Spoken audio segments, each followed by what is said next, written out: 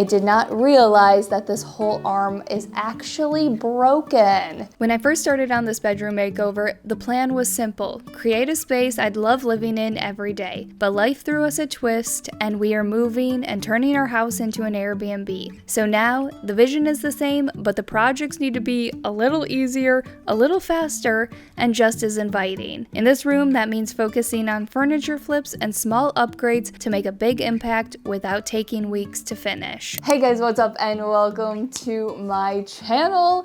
This week, I am continuing on with my bedroom makeover. If you're new here, this is part, I want to say 3, but no, that is wrong. This is part 4 of this bedroom makeover. So I am not saying you have to stop this video. You can definitely watch this video, but what I am saying is you should go back and check out all of the other projects and work I have put into this room thus far. And even though my plans for this house and my life have changed very drastically since I started this project, I am incredibly stubborn. Yeah, I am.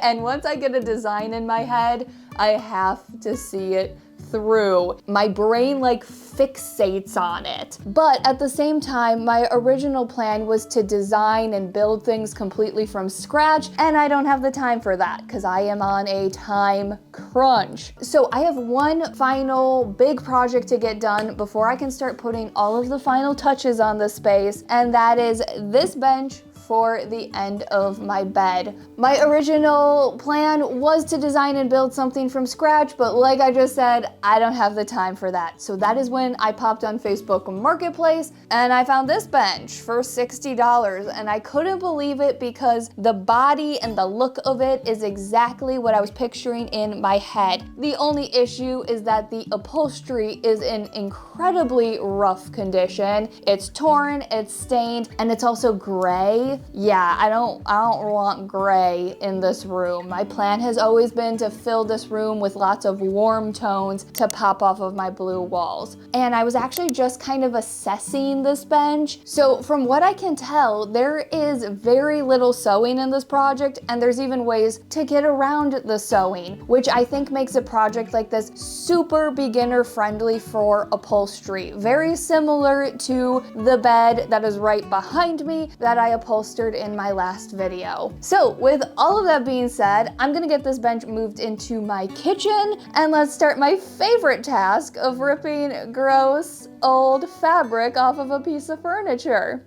Favorite part. Let's do it. I walk away for 2 seconds. Cat. So I have said in almost every single upholstery video that learning how to upholster is the skill that has saved me the most amount of money. At least I think so. Hiring somebody to reupholster something is very expensive, and then you could go the route of buying new furniture, but you're gonna get one of two things. It's either gonna be cheap and crappily built. Is crappily a word? If not, it is now. You're gonna get furniture that's crappily built, or it's gonna be expensive, and honestly, it's still gonna be probably pretty crappy. Probably, because furniture nowadays is just crap. Now, this bench in particular is not old by any means. I actually found it on Amazon, and it's originally $180. The one nice thing is I did get it for $60, and even the money I spent on the new fabric, this is still going to be so much cheaper than even buying it new, and it's gonna look so much nicer because it's going to be custom and made out of a much nicer fabric. So the first thing you need to do with upholstery is figure out what the last piece was that was put on. Now for a chair, that's usually the back piece. For a bench like this, it's gonna be the bottom piece. I need you to get down, buddy. Okay, let's get this flipped over. And now we just remove this. There is a giant hole in this piece.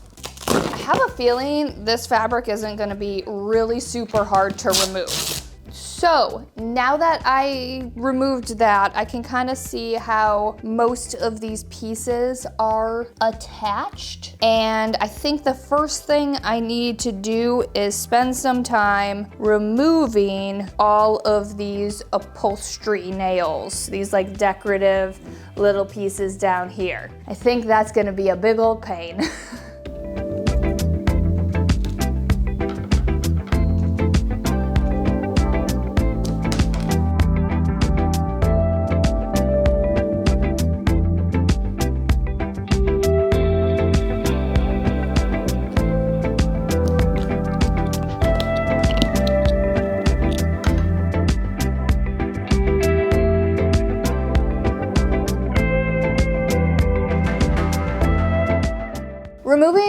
upholstery tack's not as hard as I thought it was going to be. Pretty easy. So it looks like this side piece, or the side pieces, and this back piece are sewn together. So next up, I need to remove these pieces.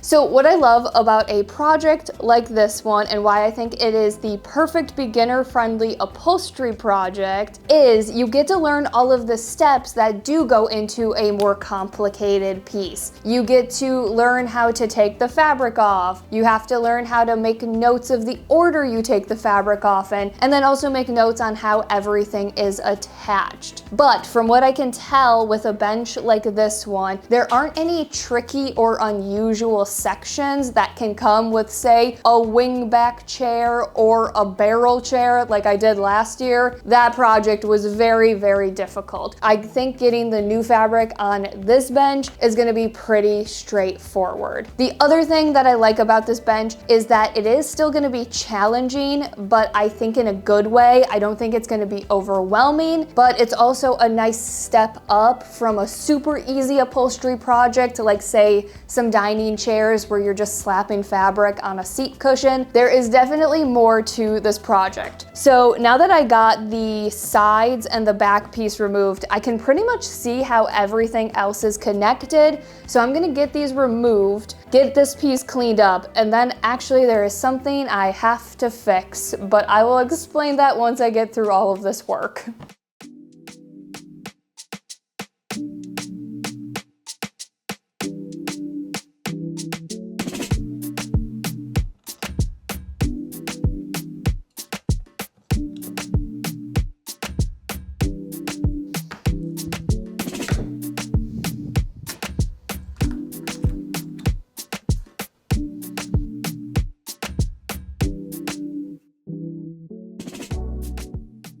I have more cleanup work to do, but before I get to removing the hundreds of staples that are in this piece, I have to fix something. When I got this bench, I knew there was a loose arm, but I was thinking that it was bolts that had gone loose and they just needed to be tightened. I did not realize that this whole arm is actually broken. Yeah, so we have to fix it. And I came up with a game plan on how to fix it. I am going to be using wood glue to get these two pieces reattached that broke, and then to reinforce this split and then also hold this in place while that glue dries, I'm gonna be using a paint stir stick and using more glue and staples to hold it in place. And then also, this is nice and flat, so once I get, foam and batting and fabric over it, you won't even know that the stir stick is in here holding this arm. And this is gonna help reinforce it, but really the glue is what's gonna do the major work, so I'm gonna use a lot of glue, and yeah, once the glue dries, we should be good to go. So I'm gonna do all of that, get this bench cleaned up, and call it a day.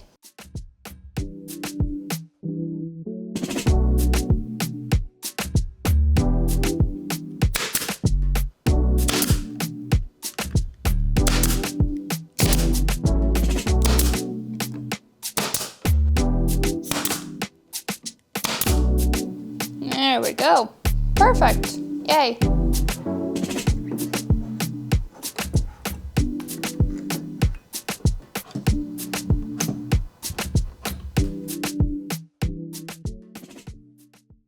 Good morning, guys. It is time to get some fresh new fabric put on this bench. And I was just looking over this arm that I fixed up yesterday, and this thing is solid. It turned out even better than I could have imagined, but also it's really nice and solid now that that wood glue has dried and sat overnight. So before I can start getting to work with the real fabric, I need to get some fresh batting put on this bench. So I'm gonna be adding that to the bottom, the back, and the two arms.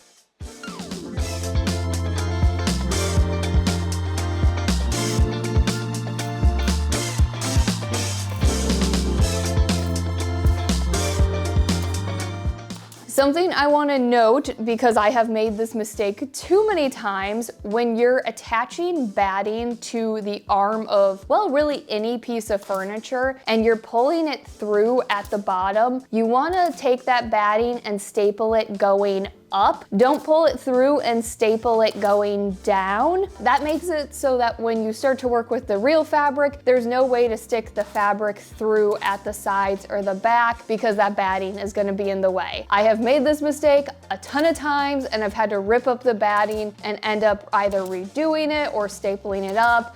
So yeah, learn from my mistakes. So now that the batting is done, we can start working with the real fabric. And let me go ahead and grab that real fabric. Here she is. Now, if you have been a subscriber for a little bit, this fabric might look familiar. I used it out on my patio in 2 different spots. This is a fabric that is the bottom of the seat cushion for the couch that I made out on my patio. And then I also ended up making some pillows out of it. I basically knew right away that I wanted to go with this fabric. Not only did I want a pop of a warm tone in this room, but I also love to use the same fabrics throughout my house so that even though each room is super different, there's still a cohesive vibe. And also, lucky for me, it was on sale for $5 a yard. So I ended up getting as much fabric as I could, which was about 15 yards. Do I need 15 yards? No, but I do a ton of upholstery projects, so I thought this would be a great fabric to just have on hand for future projects. Now, when it comes to upholstering, like I mentioned, you want to make notes of the order you take the pieces off in, because you reverse that order when you start putting the new fabric back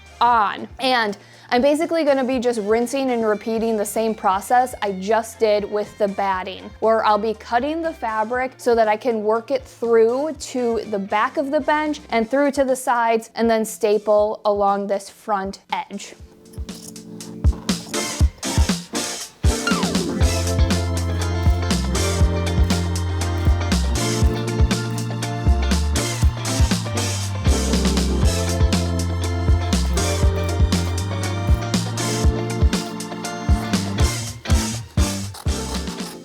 So next up, I am going to be working on this back front piece and then these 2 side arm pieces. And you probably can't tell by this step, but I actually am going to be changing the way that this bench was originally upholstered. And the reason I'm doing that is to basically completely get rid of the sewing for this project. Now, I am still going to be doing a little bit of sewing, but there's even ways to get around the sewing I will be doing, and I'll explain all of that once I get to that step. So for these arm pieces, they used to be a sewn piece where there was a panel in the front, sewn to a side panel, and then everything was stapled and attached and all of that stuff. So I basically just have a big old rectangle, and I'm gonna be cutting it to, work through the arm and be able to staple it along the sides, and then I'll be pulling and folding the fabric to work around the shape of the arm so that I don't have to sew anything. This also shows you that once you learn a few techniques within upholstery, you can pick and choose how you like to do things, you can experiment, have fun, and you don't have to follow the exact way something was upholstered before.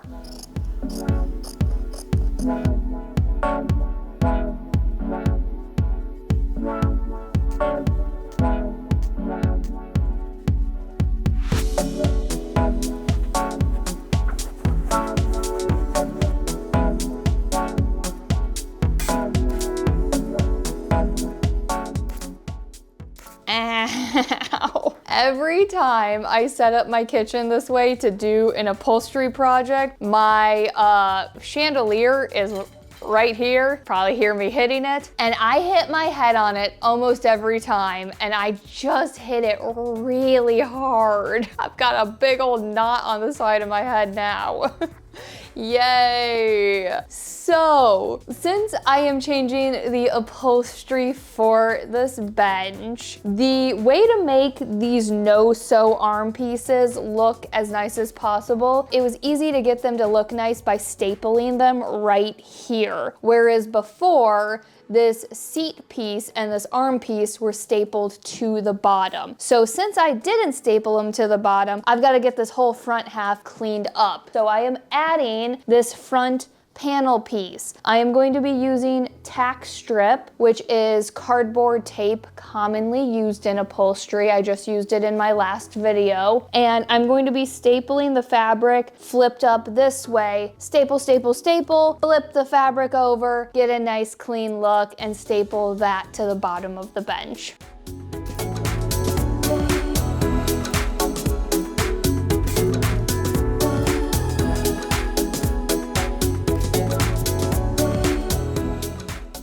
How do I only have 3 pieces left? This was so quick and easy and fun. It probably helps that I am just working with a solid fabric. It has been a while since I've worked with a non-patterned fabric, so it's making it very easy. Very, very easy. So the final 3 pieces that I have to get on are the outside arm panels and the back panel. These are 3 pieces that used to be sewn together, but I'm breaking that up. I am going to do the outside arm panels and then the back panel, and then I'm going to cleverly clean up the look of them and cover up all the staples.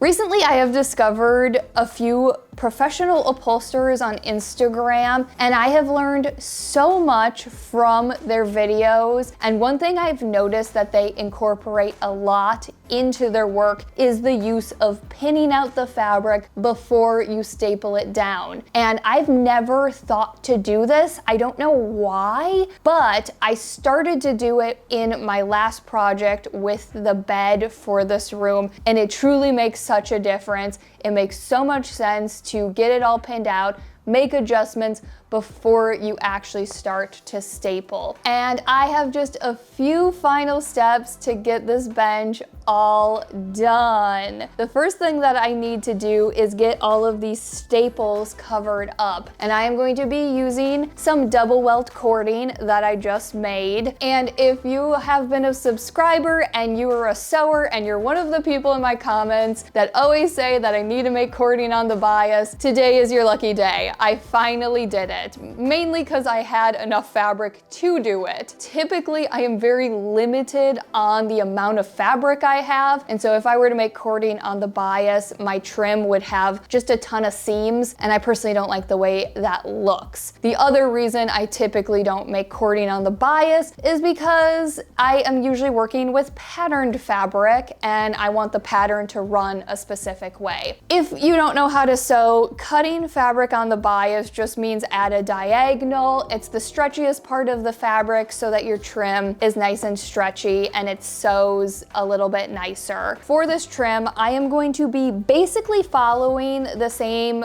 pattern or look that the old trim had with the upholstery. The only thing I'm going to be adding is some trim to this back edge right here because I split up these 3 panels. There are staples right here that I have to get covered up. And I am using hot glue to get these attached and to cover up the staples. There's other ways to get cording attached, but I've always had really good results with hot glue. If you want to skip the sewing or you don't know how to sew, you can also get pre-made cording. Just look for it online. I'm gonna get this attached, finish up a few final steps, and this bench will be complete.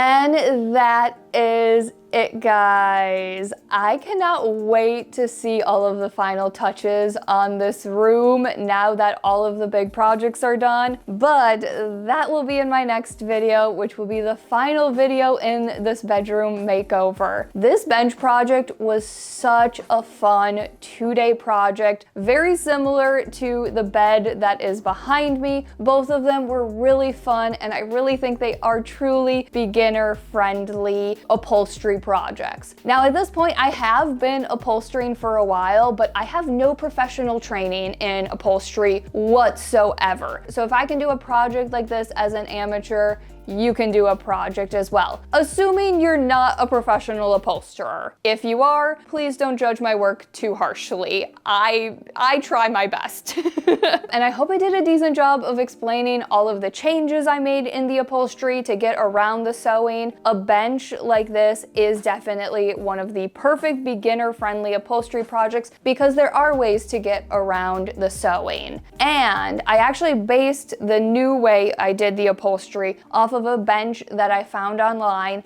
that was $3,000. Whereas this bench right here, I spent a total of like $80 to $85. And for $85, I have a fully custom upholstered bench for this room. You can't beat that. And beyond the price, I absolutely love this bench so much. The orange pops in this room in such a cool way, especially off of the blue walls. I absolutely love this fabric. It's like the perfect burnt orange. Now, I was a little nervous when I got to that arm. I was not expecting that arm to be just fully broken, but the way I fixed it up, this arm is now super solid. I've pushed on it, I've pulled on it.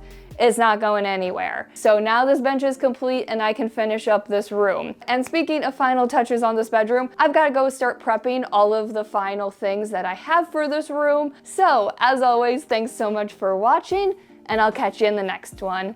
Bye, guys.